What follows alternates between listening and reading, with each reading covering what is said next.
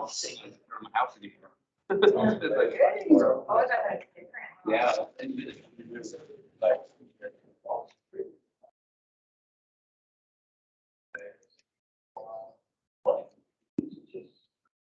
Everybody ready? yes. Call to order the meeting of Tuesday, August 3rd. Can I have a moment of silence for all those that serve inside and outside our borders?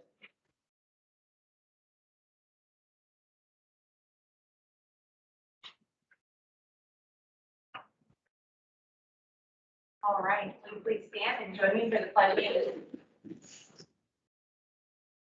I pledge allegiance To the flag of the United States of America and to the republic for which it stands, one nation, under God, indivisible, with liberty and justice for all.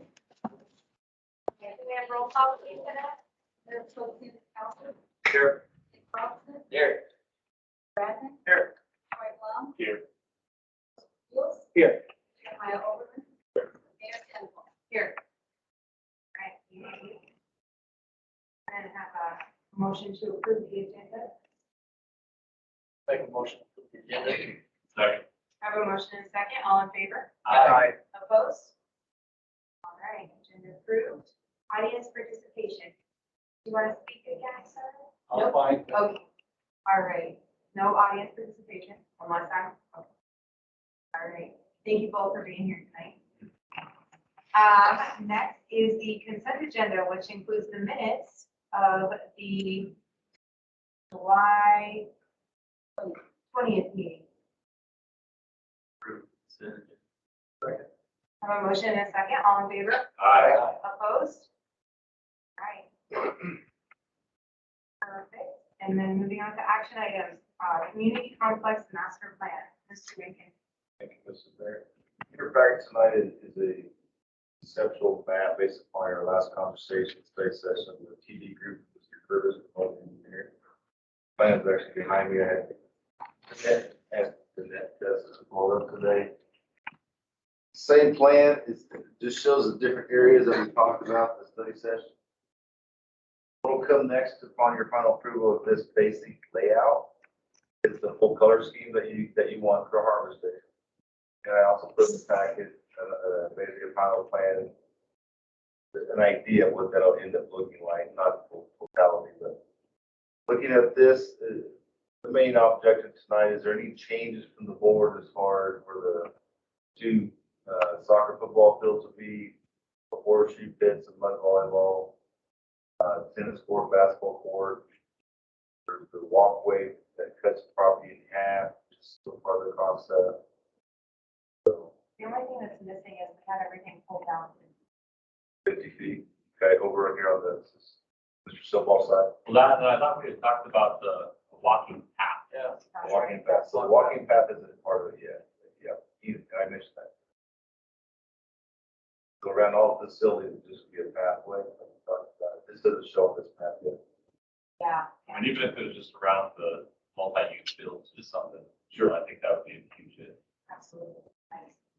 You're talking like a quarter-mile track. Yeah, just something, you know, just, because I mean, like, especially because we're in soccer season now, all the kids go play soccer, things like that, where, you know, parents can sit there, but if they had something to do, walk around the track, it's just something.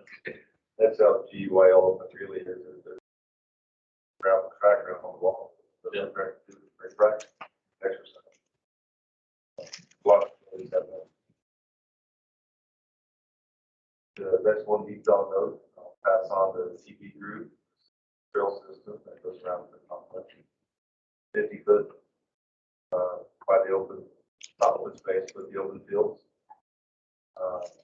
That's not gonna squeeze the two multi-use fields together to where if we had two games going on, those two teams in the middle would be. I'm gonna ask him to give some dimensions, there's some dimensions on this map. Sorry, I wrote that down. I mean, there's still some spacing between Mr. Silver's property and the end of that field. I just don't know what that distance is. But I need to confirm that one. Take the one without. So my thought was if we had it flipped, then if the board decided to not sell tell that way it's been so long, that would just be that much fun. But all the amenities are still on there. That was my thinking, even though we've only had one.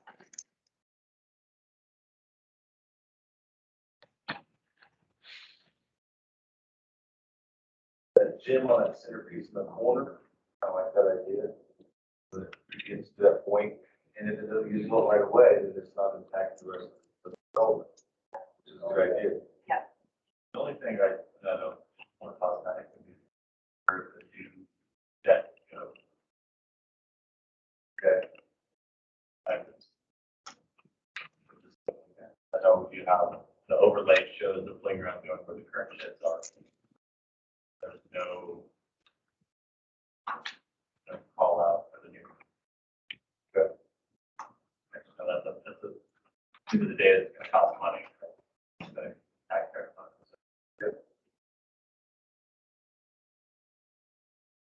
There's still gonna be those details to work out. Yeah. Obviously. But what we're preparing for to be discussed is a full colored version for Harvest Daze weekend. On Friday night, down booth, and it's gonna give everybody on Saturday. Here's a suggestion, shed, just where the detention pond comes out, and out the promenade, you have that direct access to the front of the shed, down your field, wherever you need to go. That ball field too. Okay. I think you can fill that in. That ditch, the shed, sides you free up. About a community center. Yeah, up on, I would look into the. right now, it's, but we moved it, put it here. And then your doors facing the promenade here. Come out and have access Or to you the just shed. have a pool after the kind of, because I'm both sides of the field. You know, I think- Good. Okay. So I'm saying where you were saying how the shed has two garage doors on both sides, like a north and south. Okay, I was just thinking of one garage door on the face and the promenade, so Right. pull your equipment out and go any direction you need to. Basically, a small playground. Essentially. Yeah. Playground be closer to the parents can see them at home. That will be a target. But that's better. There's a lot of complexes that just have the mesh or the cover.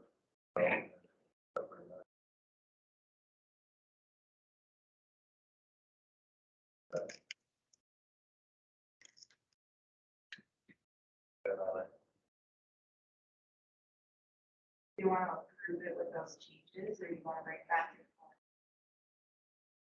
We're on site for Harvest Daze and with. Yeah. Again, it won't be final until you approve it after Harvest Daze, after committee input. So I want to note these items. Have them to the path. Basically swap the playground, the shed, and show some dimension of the civil property. So what that setback, I think it would look like. Yeah. So those are the three main things that jot down tonight. And on the 17th, your next meeting, which is Tuesday before Harvest Daze, you will see the final version, which will look that weekend. So it's kind of crunch time. Okay. That's good. So all that is to approve the draft concept. Okay, want to take a motion? I make a motion to approve the draft community complex master plan. Second. I have a motion and a second, all in favor? Aye. Opposed? All approved. Okay, moving on to B, comprehensive plan update. Mr. Most of you were in intensive play commissions, but that's briefly. Summarize, much of the talking, I think with what matters ago, briefly. And Mills does our mapping, so he was on the gate as well. We did, through Melissa's, to the planning section of the budget, actually, tonight to do more of an in-house comp plan update, but what we're looking at, after looking at the comp plan for 2017, it needs to be more of a full-scale update because so many of the plan themes and objectives are out of whack. They're not a lot of balance. with so many of the projects we're working on right now, number one, financially, I don't know, I don't wanna have to work another $30,000 to do comp plan update. But more importantly, Melissa and I and the group, which involve Adrian and Spencer now with the Water Spark program, we're working on one element of that, which is our code revisions on some draft, which I touched on very briefly at the study session. Might need a lot more time with the board on that. We take that component out of the comp plan discussion and look at it internally. We'll David in that conversation, and we work through that next few months on some revisions on our water regulations, our conservation. Listen to focus on conservation. And even at Harvest Daze booth, listen to be there for Friday. She's going to talk about some conservation ideas, like the garden blocks. You can use input, because if they won't do it, then why do we want to put in our code? Then also the community complex master plan will be part of the town booth. And then comp plan map and the vision of growth. We want the community to say, hey, we want to grow north, we still want to grow, we want to do. Those are the three components of that. On the comp plan update, I'm recommending before that we table it till further action this fall. Part of this financial, but mostly I want to simplify the process and not intermingle the comp plan update will have some language regarding the water regulation. We know that. We need to implement that in the plan with Park Landers. As far as the specific tweaks to the code, I think we need to do that first. So it's a little bit more clear path, if that makes sense. Was it chime in? Kind of taking the lead on my side. You are like on it. Stellar flutters. No, no. Well, the good news, I think, is that there are a number of things on plan that have been on. So, cool.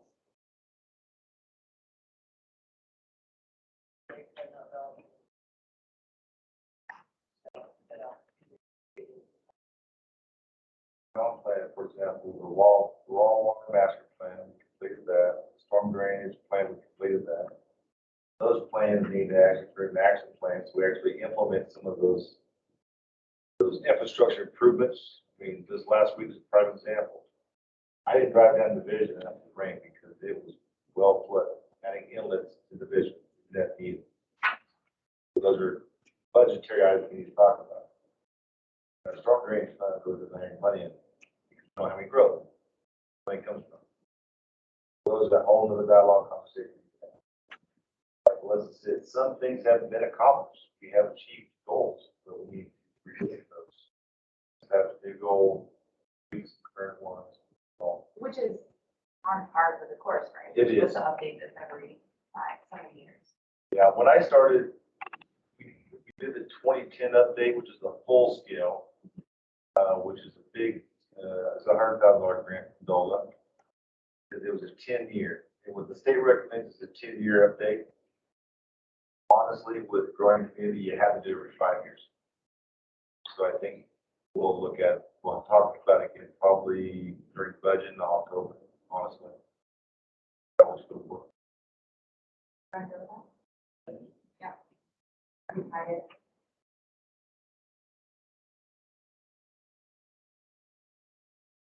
All right.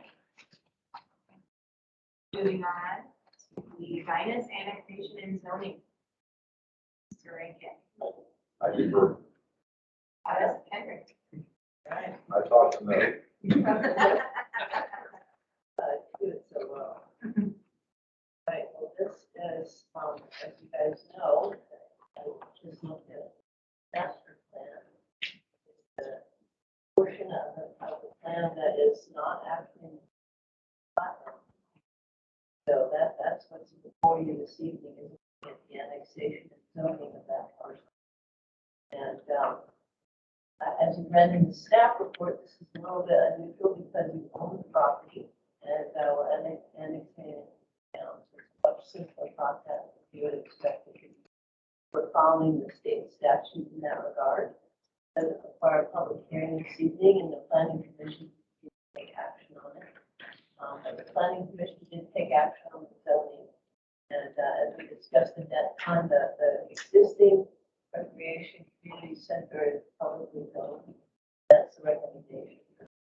So it's really an extension of that zoning, which we think is very appropriate. It's kind of, we said it's last time. So our public zone allows public and quasi-public buildings and facilities, including public parks, recreation areas, facilities owned and operated by the town. It's the situation perfectly. It also meets what the comp plan, we were just talking about that. It's how we implement a comp plan is to acknowledge the fact that we're looking for the expansion of park systems, recreation programs. Happen. So, based upon the findings of the staff report and the planning, I guess, findings of the staff report, there's really two actions. One is the annexation of the property.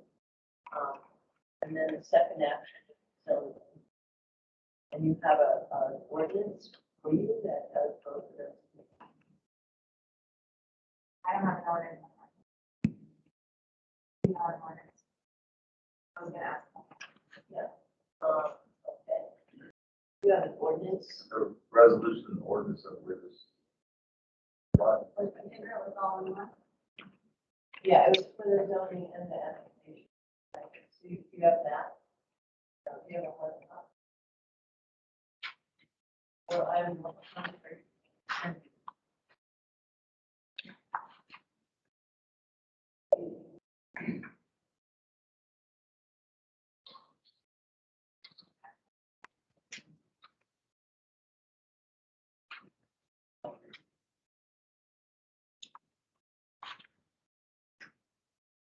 The ordinance was put back right after the staff report. There it is. Yeah. The ordinance that annexes. We intermediate altogether in my ordinance. So,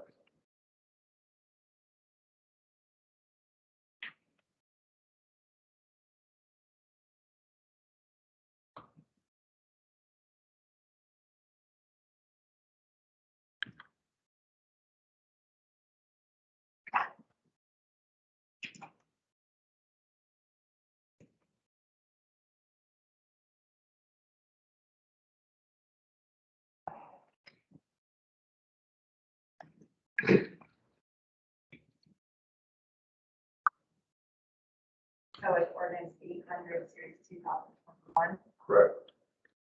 And whoever will make the motion to add that.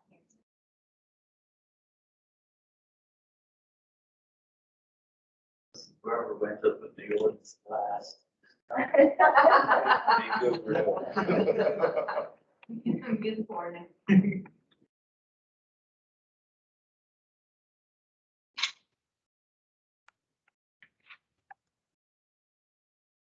I physically put the back together first. I thought that much where it went. I didn't catch it.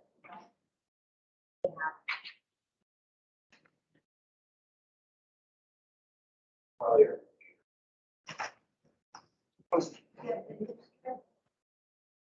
I have one. I know, but they have it in the hard copy, it should be in the packet. Exactly. I'm not sure what happened. You have this one?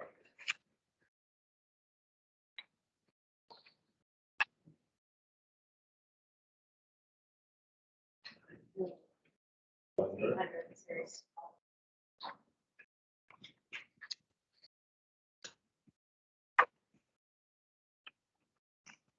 Very good. Okay, when everybody.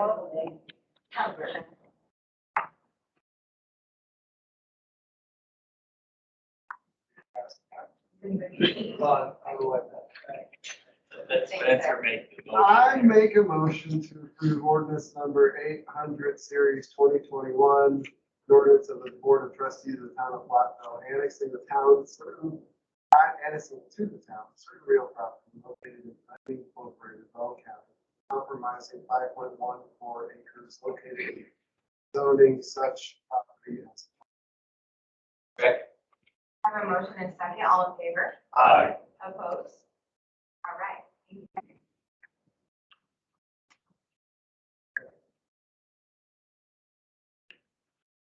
moving on.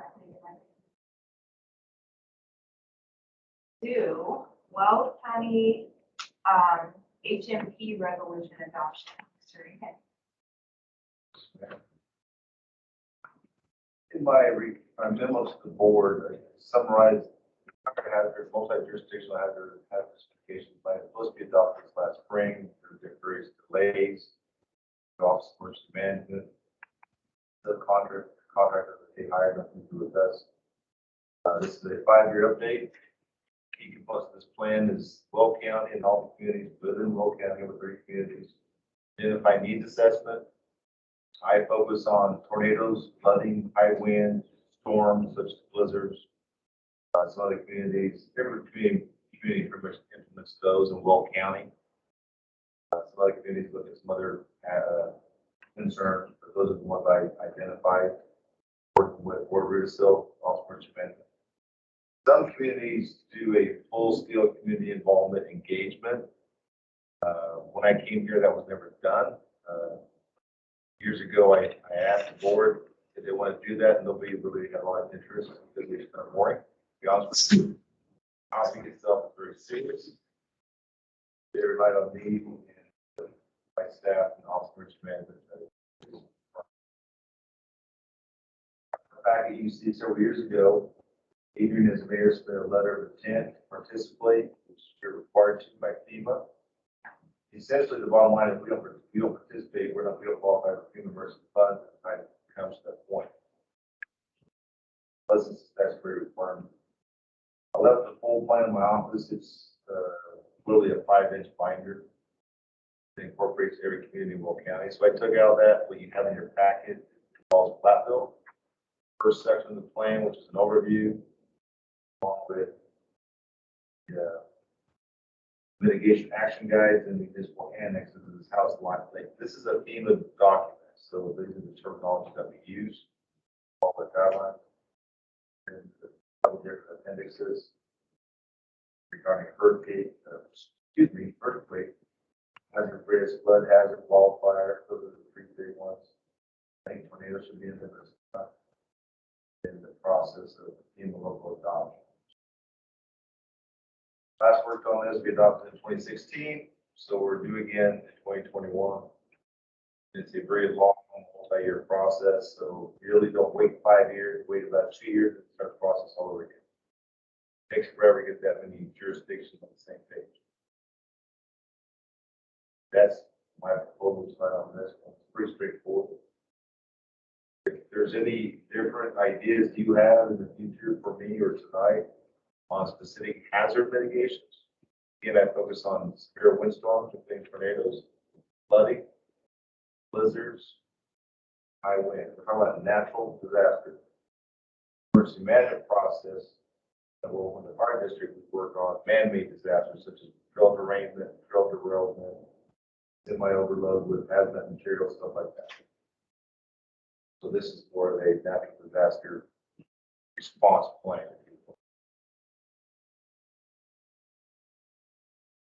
I can think. It looks like smoke. Whatever it is, it gets so bad that you have to provide breathing apparatuses to see air or something. That was part of the discussion that some communities had, but especially after last year's wildfire. But some of the communities, like my input was, are we really going to have the capability of providing those resources for a community emergency situation? I mean, we have to be realistic. I mean, mitigating as far as moving, evacuating would be probably the most reasonable response. The sheltering in place with air bags. Not practical. Same with flooding. Well, tornado, it's a quick hitter. We dealt with that a few months ago. You just respond as quick as you can and get people right to the location. I mean, there's no exact science for this process. Some things you can forecast, some things it's just emergency management. Anything else? I entertain a motion. Move to adopt 2021 Weld County multi-jurisdictional hazard mitigation plan. Second. A motion and a second, all in favor? Aye. Opposed? Right. Moving on to the school resource officer contract. Want to table this, want to discuss this, anything? I'm open to any input from the board. I provided a memo, Mayor. I have not. May I continue? I've been in dialogue with Mr. Harvey in the South. They don't have a contract either. I spelled out that the holdup is the increase for annual payment. And contracts in 2016, no increases. And I mentioned previously the Don Rangel, fire superintendent, and also Mr. Johan. I won't pronounce the last name because I can't. That the time would be coming, and I hope this year after 5 years of no increases, but our increases have happened with law enforcement. I spelled them out as a summary, just a few key ones. The board was gracious enough to give us a nice increase in wages. We're still behind. Just the way life is law enforcement. I left it on the agenda in the hopes that I have something for you to approve tonight. I just don't. Just so the board knows, Monday the 9th is when staff and the SROs are supposed to report. The SROs are not reporting to the school on Monday morning. I made that decision. Or if they don't have a contract report too. So I'm hoping, the school board I know does have a study session tomorrow night. I hope it's out. Need to call a special meeting. I'll call Adrian and ask them to make that request. So that's where we stand right now. I think I'm being unreasonable by asking 3.5%. Mr. Harvey wanted 4. I asked if we could do 3.5 that matches our Gilchrist agreement with the city of Town of Gilchrist, which has always been part of their contract for the last 5 years, 6 years. I'm not trying to be stubborn, but this is a business as well. We can pay for this. With having budgeted 2 SROs, only been able to provide 1. You're still taking a officer off the beat there to protect the other school, right? One of our line officers is SO certified and trained in addition to our second SRO contract signing. The 2 SROs will be provided. We'll charge half the cost. I invoiced them for the full cost last year, and that was, Johan and I discussed that, was oversight both parts. Well, in my opinion, we're providing one still by taking a regular officer that is SO off the street. To accommodate that, so we really did neglect contract of having 2. Right? Chief Dwyer did a great job. He had officers not there daily. I mean, Mr. McChesney, our SRO, went back and forth daily. He had other officers focus on the schools, especially in the mornings and afternoons, and they did walkthroughs. So it's not like we ignored them. Right. But for the contract, I did not have the SRO certified in the school 24/7, or, you know, I mean, all the Yeah, way. not one specifically assigned, but what I guess I did that is that you really weren't like not giving them the accommodations that you promised. Just by not having one assigned doesn't mean you didn't give one. There was still 2. You had 1 assigned and 1. We only have 1 certified SRO. There's 2, but only 1 was assigned. Paulo Vasquez is our sergeant. He worked for Bertha years ago before they dissolved Bertha PD and Remember Gunning took over. He's certified. He was an SRO at one point. So, and that's who's going back to school once contracts complete. I guess you see what I'm getting at though. I mean, I you do. don't really need to renegotiate the rate because you still are taking an officer to do. I don't disagree.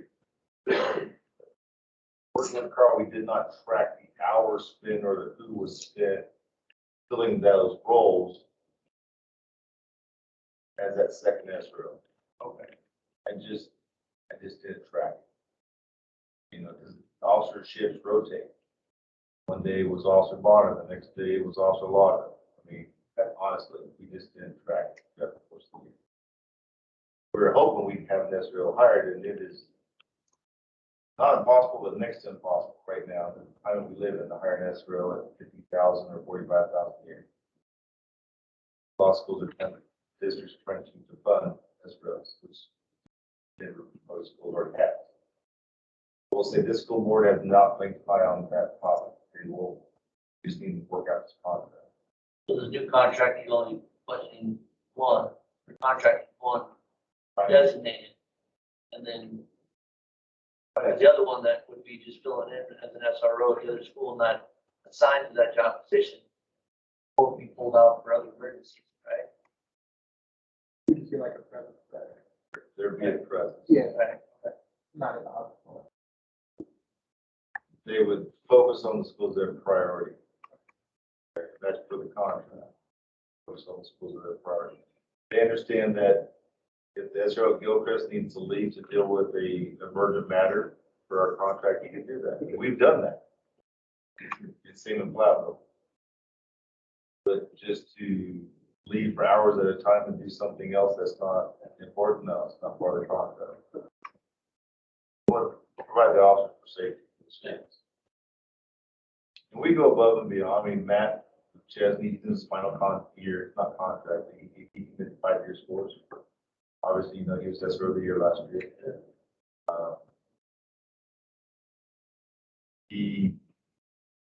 Under the contract, we budget for 40 hours a week.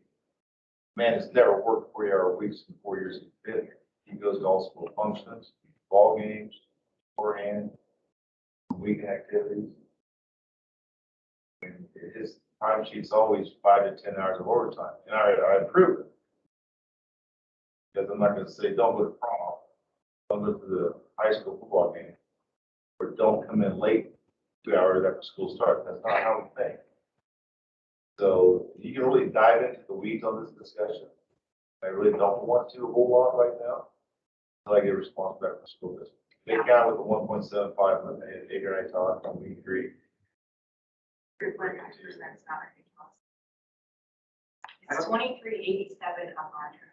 I guess just kind of going at the 3.5 doesn't seem ridiculous when we only were able to accommodate with one assigned and still accommodate with another one. And then now willing to just budget it for one assigned SRO, still accommodate them with two. So 3.5 is a good percentage, I guess, for negotiation. That's why I talked to the mayor. I responded to Mr. CEO on that. We weren't budging on this stuff. Part of the conversation several weeks ago, Johan invited Carl and I and our two chiefs to breakfast meetings. Talked about the contract, talked about services. We do annually anyway. You know, concerns with the teachers, you know, evaluations, so on and so forth. I mentioned, you know, Mr. Harvey won 4%. I said, how about 3.5? We came to agreement on that. The LaSalle's contract is for one, obviously, but you know, they budgeted internally about 90,000 for one. We don't. We budget for about 81,000. So we're trying to be the same, but our wages aren't the same. But yet it's we're in agreement with LaSalle that we need to do this as a joint effort. Yep. Kind of LaSalle. Not trying to play games or gang up on the school district. It's just law enforcement needs to stick together on that. It's not going to have half the district served and the other half not. Right. It's a one and all package. Yep. That's my approach. Any other comments, questions, concerns? You answered the one about the sound. They were asking for an increase. The only one issue I have is that, and I could not find it, but at one point in the middle of the school year, you had made a comment about the contract and how for 2 officers, only providing one, and your intentions were to only invoice for 1 officer, knowing we were only providing 1.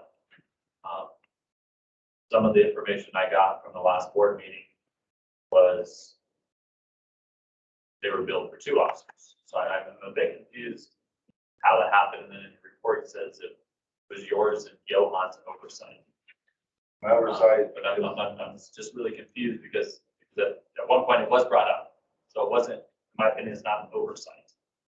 there was some type of agreement had. And I remember you had said, Johan had said, well, if you're working on it, go ahead and just continue to build the way it is. If you're providing an additional officer or whatever, it's fine. So, I mean, we have this feeling with the districts against Platteville as it is. And I'm just trying to do right by them. Sure. So, sorry. No, I didn't mean to interrupt. Part of my oversight and my intent is talking to Deb, that there were conversations where we go for one or two. During the course of the year, almost every month, probably had an interview with respective candidates. We felt like we would get someone every month, it just never worked out. And then, not her fault, mine. She kept going for two, because I didn't want her not to. We had talked about it. Johan and I had conversations about it. He knew we were providing extra officers, like homecoming, we drove 3 officers, not just one. I mean, but I did not track all those hours. I did it. I didn't feel like I needed to, but I did. I feel like he should do his own diligence up at his own house. For providing all this, he's not sticking up for the town, what's been provided, and that's something.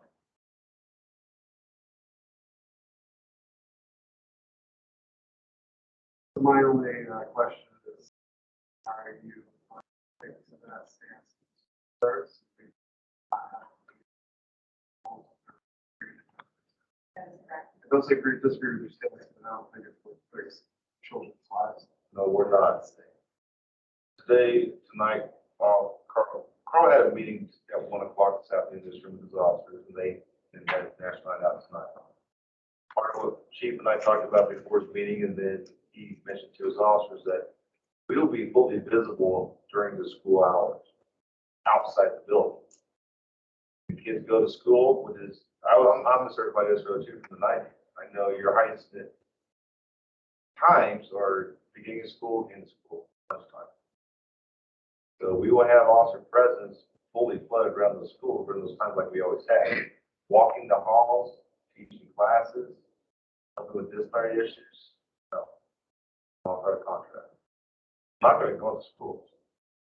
Just like we walk in the halls doing the services like as last year until that contract time. There's really kind of heavy officer presence in and around the schools, in school start and in any instance.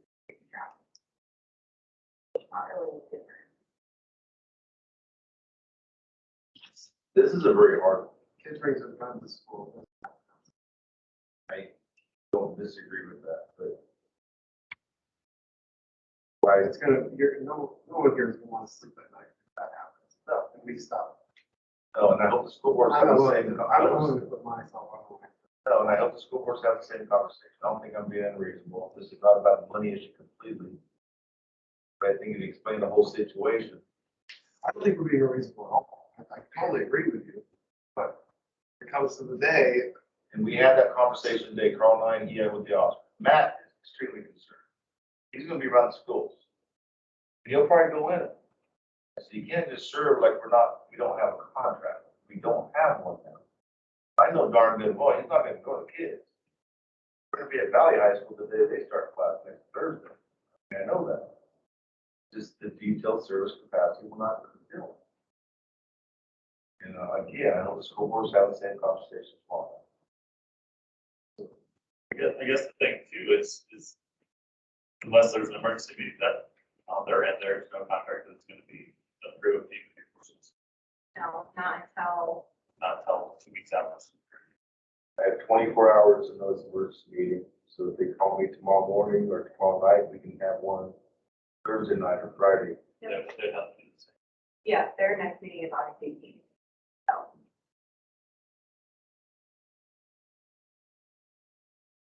Unless, they call an emergency meeting. I do, I've got a city person walking under the President Valley. He and I talked about this last week. I'm not gonna hide it from him.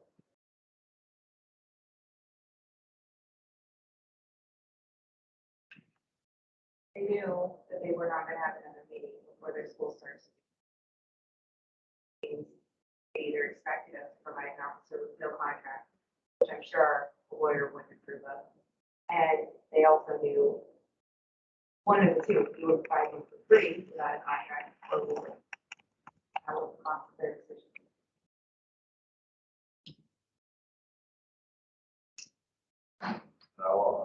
emphasize, I've been 18 years, 12 of those years, we didn't have SROs. The last 6 years, we had 5 years. We did not have any major incidents.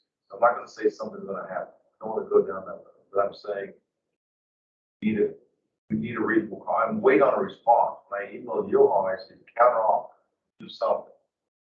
You know, but we talked about the dialogue. I won't be known as a bad guy in the school district, all the parents in the school district as well, but I think we need to work through something that's reasonable for both sides. Because when we started this program in 2016, we talked long and hard about how much this cost. We only employ those 2 officers solely for that purpose. Otherwise, they're not employed by the town of Platteville.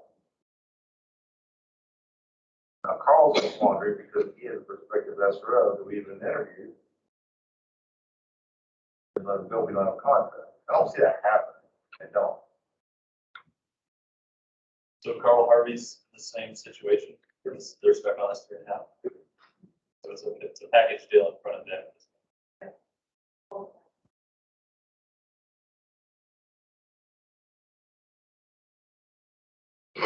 I'm just thinking if they're outweighing of how to decide it or if that's too much. I don't know if it's a thing now, but could they go with like a private company? Or is it, they could. Yeah, I was just curious if they're saying, okay, if we don't like this, what other options do we have? Just their thought process. That's a fair question. 2016, before we did this, we had that dialogue. Mr. Harvey and I, Carl, that chief predecessor, but we had a dialogue with the school board and the administrative staff about options. And we actually had this with Dr. Barber, who was for 10 years ago when I was a chief back in 08. They were talking about that. And 16, I remember, which is 5, 6 years ago, they felt that we, by providing fully trained, fully equipped law enforcement officers with a network and resource of the entire law enforcement community of Wall County and beyond, it was the best way to go with the safety of the kids. Instead of hiring some security guard at $20 an hour, which I don't disagree. Just cover them all up. But that was discussed. They also discussed Marine teachers at the time. That was part of the whole conversation. So there's different options. So.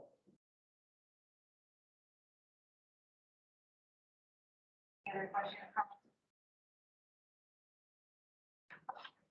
All right. If we hear anything, hopefully we will. All our emergency meetings. Well, if we do hear something in the positive, that they're not able to get their board together, we, Wolf flex. I know where you're going. Wolf flex. I know a contract's coming up on the 17th of August, and it's a formality. Not to tell Matt not to walk the school. I don't work there. well, volunteer for All right, moving on to the elected official handbook update and employee handbook update. Mr. Rankin. The bird with one stone, thanks to Kendra. There's legislative changes last year, mostly with social media, which is a big issue in the last couple of years. So both the elected officials and employee handbooks have those elements. They're very similar. I also reached out to Kendra about a couple of changes for the employee handbook. There was some language on employee, accrual limit. You have to work 3 years to earn 3 years of credit for leave time. The way it was worded, it was 2 years and 1 day. I never caught it all these years. The employee did that. So we corrected that, very minor. Another issue was chief, company, this last budget year, more authorized take-home vehicles. Chiefs always had take-home vehicles. Valid concern. He's not technically on the clock, but he's commuting home in his authorized take-home vehicle and somebody T-bones. Has that impact benefits for his life? I think it's a valid concern. Interchange, just a small tweak in the language to allow that to be covered by the town of Platteville, so it parts of the vehicle's driveway. They don't drive it once they get home. That's a couple of things for the elected officials, employee handbook. Medical leave action did some updates in the last update last year. The elected officials really is about the social media policy, and she did a few tweaks based upon statutory requirements. So a lot of this is statutory other than take on vehicle policy and the legal policy. So if you have any questions, please let me know. That's pretty much it in a nutshell.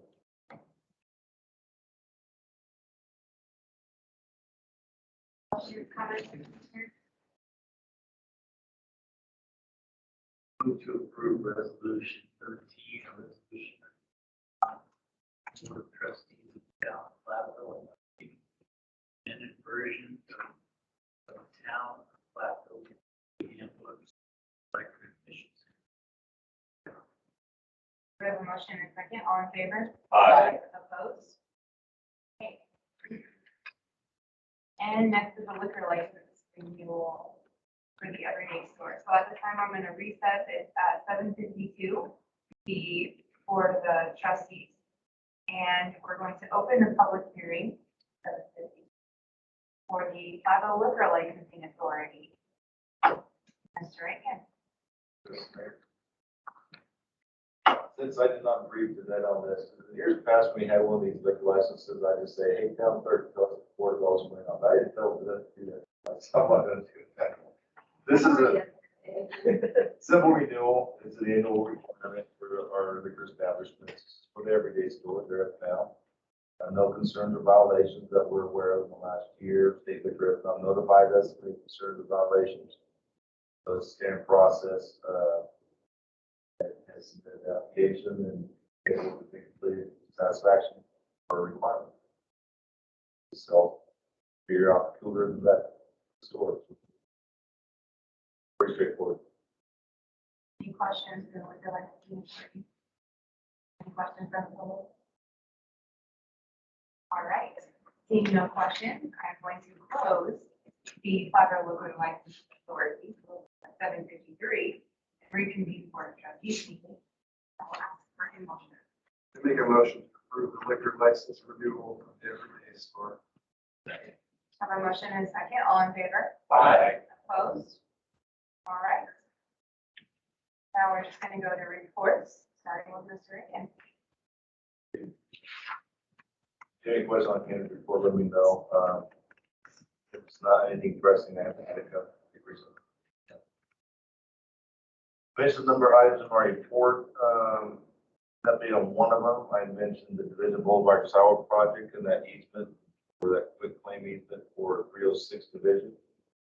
Excuse me, what was past week I responded to. My response to the town will use it the right of way. Bill County Road designation, but it was a county road. You don't have any signed deed from that property owner. The one at 304 did, you know, so we can legally build that road. I just don't think the town should invest thousands of dollars of new sidewalk property to improve it and for the community pay to do that. You know, that's just my belief. We're improving all the properties along Division Boulevard by building these brand new sidewalks, and then the town maintains it forever until the board changes the code requirement. Well, don't clean the snow off. No, we're talking about crack and replacement, not maintenance. Okay, that makes sense. Okay. Not snow removal and brooms. We don't do that. Update. Thursday, I have Steve Dwyer and Devin, our court clerk, and I had a meeting with name's Trish McCarthy. She's currently the prosecuting attorney for the Gilchrist Court. Works for the Hospice Law Firm in Denver, which is a family firm. She's the only non-family member there. Thinking about response to the RFP, but pretty well qualified. I met her in Gilchrist here a few months ago. Mr. Pick, our longtime prosecuting attorney, has decided not to submit a proposal. On the 17th, our next board meeting, I'll be saying to a recommendation more than likely, unless things change on Thursday with Ms. McCarthy. We change in our court service. That's when you. I really don't have anything else to report at this time. I'm focusing on The fundraiser golf tournament, which is scheduled for next Friday, trying to get as much play for Harvest Daze as I can. Right now we have 14 teams, 13, technically 14 tomorrow. I only have 18, so it's down a little bit. Other Carpenter, the Mandarin, and Cotting Creek Golf Course, they have 2 city managed tournaments, and they're both down numbers too for some reason. So part of what Platteville's golf tournament is a lot of it are local contractors, our own gas companies, and have the best year right now as far as their own gas companies. People are giving them, the companies are giving some good sponsorships and donations. I'm still hoping to generate about $9,000 if all goes well, which will go toward Harvest Daze to help offset this cost. So that's next Friday. Obviously, I won't be in work. The mayor will be my witness though. She's going to attend the tournament, take pictures of all the teams. I'll follow that. And the kind of unique and cool part about this year, it came up in the last week, is Pro Source Machinery, which is out here at the old cattle place cattle supply. They put in a team today, gave $1,000 for a gold sponsorship, and they called Tyler Carpenter today. Kylie, they're going to donate one of their mini X's as a whole of one competition. They can win a mini X and get the whole of one on part of it. Was that the course before we do a car? Do you have a team signature? I don't use one. I think Steve and John Davis should put a team together Just for that. just for that. You can still do it. So it's Oh, then we have to put it with John. I don't think so. so it's unique. It's a unique opportunity. It's pretty cool. Like I said, most of our teams are contractors and all that. So if this gets out and they keep doing it like they said they want to, I don't no problem with them. That'd be, I mean, That's pretty cool to do that. Yeah. So that'll be should be a good day. Either it's raining, most of the time it's 95 degrees hot, so hopefully it's like today. And last couple of days, I'm going to do some more tomorrow about local businesses. They've been great. It's been a tough year for them, but everybody I've talked to is giving hats, gift cards for meals, swag. I go back to 7-Eleven tomorrow. The manager was gone, but he'll want tomorrow. And Park gave me a bunch of stuff.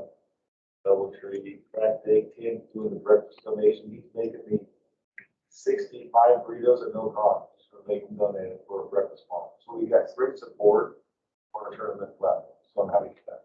So, and then the mayor had to give a speech for You have talked a lot tonight. Your voice.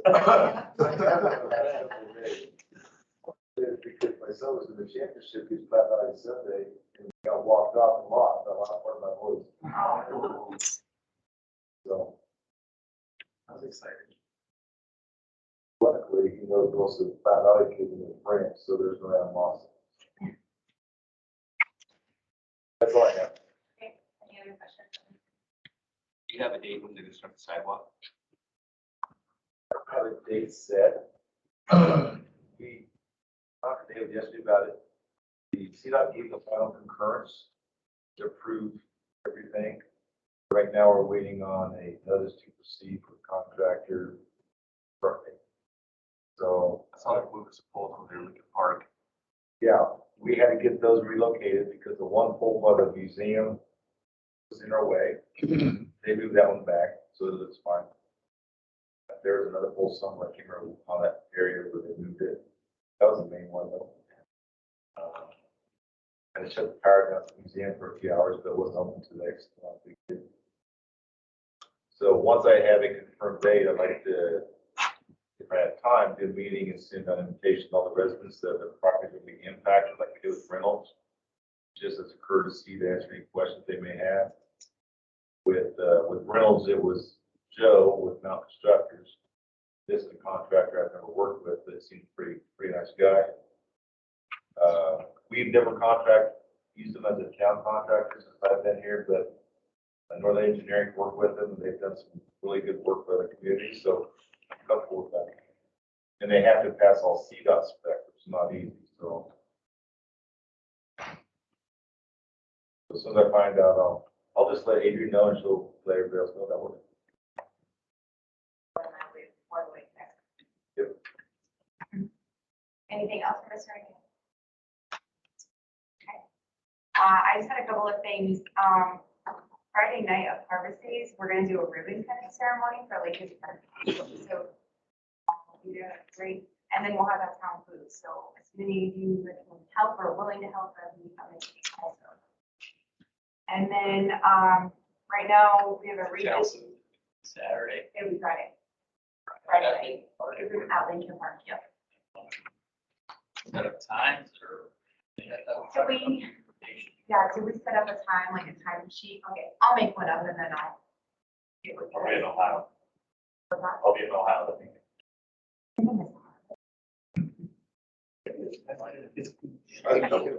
We'll figure it out, thank you, Jeremiah, If yeah. we just do like a 5 to 8, so there's 6 30-minute slots, something like that.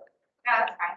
And Melissa will be there to talk about that aspect, so this will be mainly for the community complex master. Right, because plan. Melissa's gonna be there the whole time, so if we just can pop in and out, maybe we don't need the time at all, but we just pop in and out, and just kind of make sure Melissa has. And I'll some be in and out as well myself, Yeah, I'll be there. so. Okay. We can just do that, that's. Okay.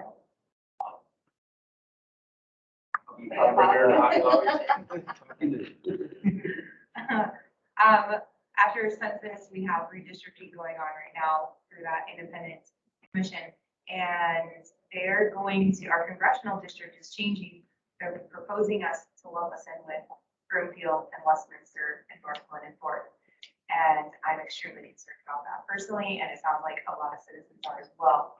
So I'm gonna be collecting comments from citizens, have my own comments, I will go to that hearing. And I'm going to, give my comments, and give my 2 cents, and then hand as many comments over to them that I possibly can. Or left and get bunched into that too. Fort Lupton's getting bunched into it, Frederick Fire Center getting bunched into that, and so is Billiken. Their views are? Are they? Well, the biggest thing is this independent district, or independent redistricting committee, their number one focus needs to be lumping communities of interest.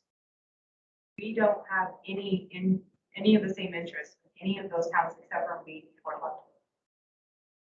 So that's one of my biggest concerns. I think Fort they're looking at the population growth too. Yeah, well, they absolutely are. They have to keep the population as close as possible, but we don't have anything in common with you. With the exception of Fort Lupton. My biggest concern is up against Northwood, Broomfield, Thornton. Anybody who runs for that seat, they're not gonna come down to Platteville and talk to us. They're only gonna care about the big amount of voters. So, Unless we find a candidate that is from this area The that. size of our district now versus the size of that is much smaller. Gives it much more opportunity. Entire side. Should we be celebrating the fact that we're gaining a congressional seat? actually, yeah, I think that's a good thing. I think that's absolutely a good point. Putting us with communities that aren't at all the same interest is very concerning. That's very Easily be, that's what I took to that position. One of us, right? Yeah. I well. don't understand the conspiracy. Well, I can understand her concern. Right now, we're in the district and our representative, Buck came to our veterans or Memorial Day celebration, gave a speech. And I can honestly tell you, it's changes. Never see anybody come up from Bill or Northland, this community to do something. And you tell me I'm wrong. I think I agree with that wholeheartedly. It's the first time they're gonna be centered, they're gonna center all their efforts on the main population. on Where they're gonna get the votes. high population centers, Portland, Portland. And they can be perfect for Firestone, but probably when Firestone triples their population, they're never gonna. I don't need a vote to get votes for us. That's a big concern for me. I know a lot of other citizens, so it's important to me. I'm gonna go. That hearing is August 14th at noon. It's Saturday at the CSC Ballroom. If anybody wants to go with me, you're more than welcome to. I've also made a post where you can click on a link and just make your comments. Visit the redistricting website, get all more information. Anyways, that's a big thing happening right now, so. That's what I'm gonna pursue for the next several weeks here. And is there anything else before the board? Yeah, the Parks, Trails and Trees Committee met last evening. We only have a few action items on our agenda, but we had talked about doing a farmer's market at Harvest Daze. We haven't gotten any feedback from any citizens on. It's on the flyer. It's on the the committee is floating the idea of trying to find some produce that we can offer. We got with the Mumbles, they farm out south and right there. They have, Rebecca was gonna talk to yeah, them. Yes. we got corn from last week, so Did you? they go to the farmer's market really and all over, so they've got cucumbers and sweet corn and all good stuff. So, I'll hit them up. If we can't get like someone to bring their booth, we might just see if we can get stuff at a discount, set up a BTT farmers market. There's not been a lot of interest. But they have a truck, a cooler that has all the stuff to produce in it. And so you take up, so if you can talk to them about coming out to do that, we're perfect for Friday night or something like that. Nice. There's three things that we have monetarily. We have a grant that town was awarded for forestry, $4,000 has to be spent by the end of September, so we're gonna make a decision on what that looks like at our next meeting. We're gonna allocate those funds. Just a little bit more for the research. Betty would like to pursue 2 grant opportunities. First one being the Colorado Parks and Wildlife design grant, planning design grant for a trail in the 8-acre grant that we have on the river. That grant requires a 25% match. So we don't even know what the requested amount is yet. Grant meeting. No, it would be awarded next year, but we'd have to budget it for this weekend. We'd budget it for next year, be in our upcoming budget for next year. The 2022 budget. Correct. Okay. So with the window just opened like today for that grant. So we have to have a map submitted by September. So we voted, the committee voted to pursue that grant. So you're ready for that. As soon as we know a total.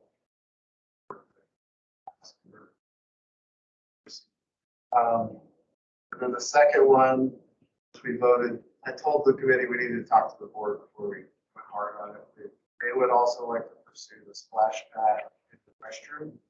I like your part, take the playground out, obviously, about that. Just our thought, we were told that we had a good package, that we tweaked a few things, we were in a good spot. GoCo has brought those grants back for the 2022 fiscal year. And Rebecca, the committee would like to pursue that. And essentially the budget will be add 25% to whatever that's wrong with the splash pad in the bathroom going forward. Which I think is probably $250,000 approximately. Total project cost. Yes. It was $375 last time. Take maybe more like $275. Grant last time. We have asked for $375.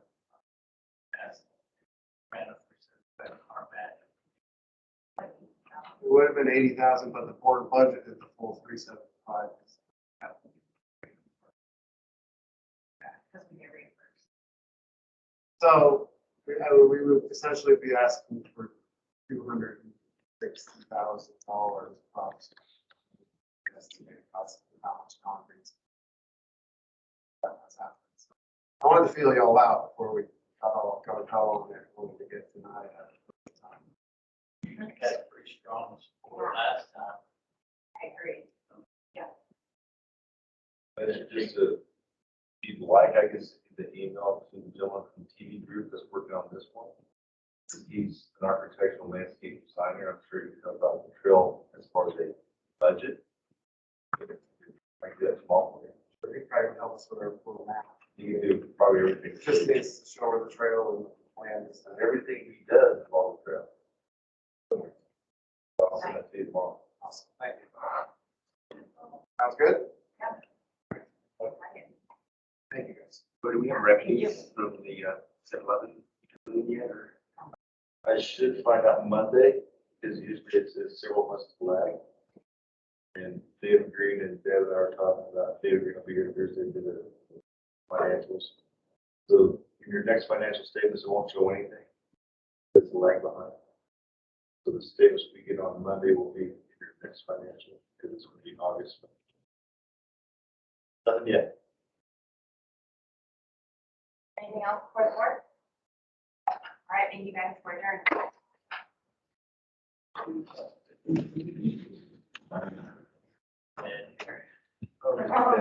Yeah, yeah. You made it. In the week. You can-